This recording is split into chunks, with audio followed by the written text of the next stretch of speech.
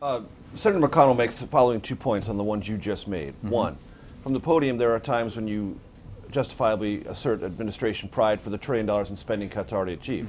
Senator McConnell points out historically that was not the original White House position in the context of the debt ceiling debate of last year, that was a forcing mechanism. And on the floor of the Senate, he said this morning, and I quote him directly, look, the only way we've ever cut spending around here is by using the debate over the debt limit to do it. Now the president wants to remove that spur to cut altogether. I assure you it's not going to happen. The American people want us to fight to cut spending. It's a fight they deserve. We're happy to have it. Well, I appreciate that history lesson. I would say that Republicans were in control of Congress for much of the time that President George W. Bush was in office, and they didn't do a great job of controlling spending.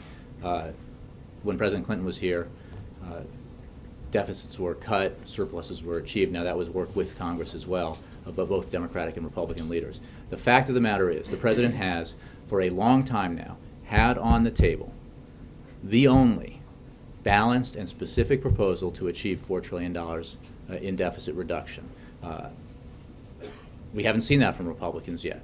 But $1 trillion that you count came from the fight over the debt ceiling. So does Simpson-Bowles, so does every deficit reduction. When we started talking about $4 trillion in deficit reduction, it was prior to the passage of $1 trillion in discretionary spending cuts. I'm just saying that the Republicans make the point that the forcing mechanism, both politically and legislatively, was this debt limit We were debate. engaged, look, I mean, and they, from their perspective, don't necessarily consider it altogether as harmful as the administration does. I'm just asking you to respond to that. Well, I'm not sure what the question is.